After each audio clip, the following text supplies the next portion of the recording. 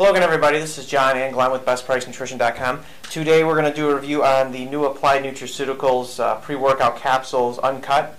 I guess it has not been circumcised, so exactly. Maybe it's for religious reasons. Not sure. Yeah. Who knows? No, just kidding. Obviously. All right. So that's the name of the supplement. Basically, what it is a 433 milligram proprietary blend. The purported effects are like any other pre-workout for the most part in terms of energy through stimulants, which we'll go through. Also, it says pump on here. There's in the marketing of it, there's some ideas that it's going to increase nitric oxide. I think we've kind of made our feelings clear on that topic in general and the limitations of it. But so we always judge things in terms of how the stimulants, work and what they do and stuff. But we'll cover that. So, Glenn, obviously the first ingredient in the blend is caffeine anhydrous, which is caffeine. Yeah, it's caffeine. We all know what caffeine does. You take it, you get a feeling from it. This is one of those areas where we'll trust someone's judgment when they say, I took it and I felt something, because caffeine does cause that. So I don't know the exact dosage of caffeine inside of it. I didn't see that on the label. They're not. I assume around 200 milligrams. I'm not quite sure, though. Yeah, we're not sure since it is a proprietary blend, as we mentioned. Some of the vitamins and stuff in here in the blend are listed individually. But, caffeine we know is performance enhancing. It works, and there are some people who have different levels of tolerance, to caffeine and other stimulants for that matter. So it's always good to start lower to assess tolerance. That's always what we recommend with yeah, I think the stimulants. dosage is 1 to 2 capsules. Definitely start with 1 to assess your tolerance. Exactly. Moving into some other stimulants in here. Another one is called Amento Flavone. Comes from ginkgo biloba. There's some interesting research to show that it can actually inhibit acetylcholine esterase, which is an enzyme that breaks down acetylcholine.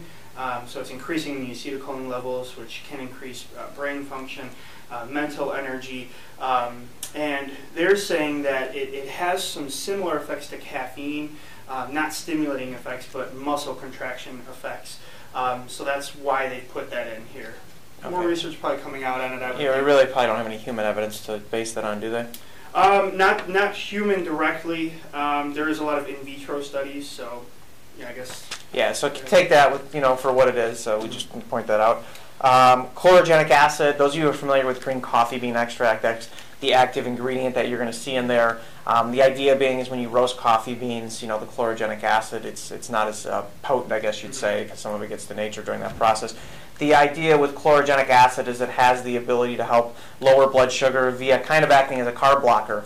Now, if you're somebody who's pretty lean and your insulin sensitivity is fine, you're not pre-diabetic or anything like that, we don't have that research to show that it works in those populations. It's not to say that it doesn't, but the research that has been done on chlorogenic acid has been done on people who are pre-diabetic or obese, what have you, and it has been demonstrated to be pretty effective for them in terms of being able to block carbohydrates from being absorbed, or at the very least blunting that effect. There's various mechanisms proposed, but it's basically from blocking glucosidase activity. So that's chlorogenic acid for you. The next stimulating ingredient is something called Hegenyamine.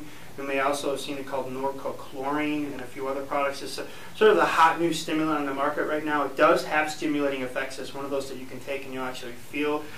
It stimulates the beta-2 adrenergic receptors. So it's in this product for that reason. There is some thoughts as to is it bioavailable? Does it stay around in the body for long? So actually, from Applied Nutriceuticals research, they've added chlorogenic acids also to prolong the half-life or prolong the effects of Hegenyamine. So I have never seen that together. So if it does work, great. But there's no direct evidence to say that. It's probably a theory based on, hey, if it could blunt carbohydrates, maybe it could blunt that. It blocks a certain pathways of enzymes also, I guess. So that's another thing in there. So there's another stimulant inside there. Then you got the Hyperzine A. Hyperzine A can increase the acetylcholine levels in the body, or I should say in the brain. It's very popular, like as a study aid, a mental focus, mental brain energy. So yeah, it may increase your skeletal muscle activity. So, okay, I didn't know where you were going with that.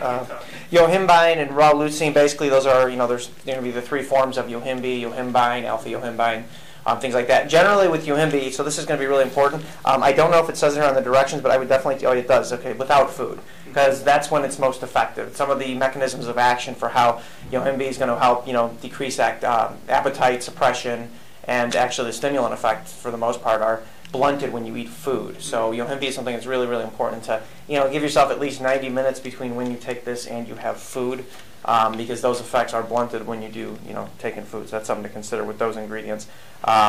Those, again, we don't know what's in here. I'm going to go out on a limb and guess it's definitely, the combination of those two is probably less than 25 milligrams per, because that would probably be on the high end of what one would take in one sitting. So. Yeah. Okay, so you've got the stimulants inside here, and then they talked on the front of the bottle about a pump. There is some thought that by stimulating the beta-2 adrenergic receptors that you get an increase in nitric oxide levels. So what they have done is they've added some ingredients to this to sort of help heighten your sensitivity to that. That's the reason for the addition of NAC, vitamin C, folate, vitamin B6, and selenium. So they've added these ingredients sort of as a support to help heighten your sensitivity to these, to nitric oxide levels, I should say. So, we've gone, over nitric oxide ingredients and products over the years that we've done these videos, and it seems to be, it's always rate limiting.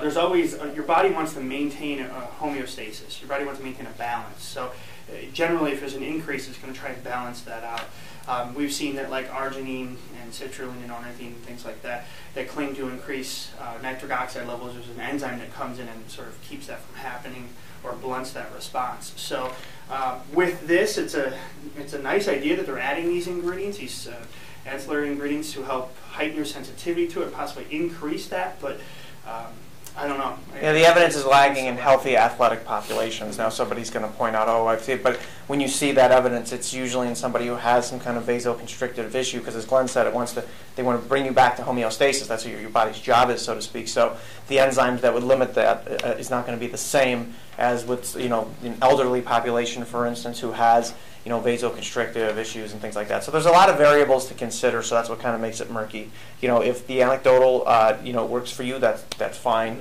Just based on the empirical evidence, that's kind of where it's at right now with, nitric oxide increases and stuff. But overall, judging on the stims, I mean, and it kind of does, we get a lot of questions too between, hey, fat burners, pre-workouts, comparing them and stuff. There's a lot of crossover there. A lot of the ingredients are basically the same or similar. It's just whether you want it in a powdered form or a capsule, unless your pre-workout has like creatine and beta-alanine and things like that, where you need, much higher doses to be effective. Well, then you're going to be taking a lot of capsules. So therein would be one of the main difference. But in terms of the stimulants, if you don't like a drink and you want to get that stim effect, well, this, can be your pre-workout. It's just basically in choosing how you market it. You could say it's a fat burner pre-workout. It's there's a lot of crossover there. So, yeah. So if you guys have any questions, just go ahead and post them in the comments section of the video. We're happy to answer them. Also, you can check us out at facebook.com/bestpricenutrition. Thank you for watching. Thank you.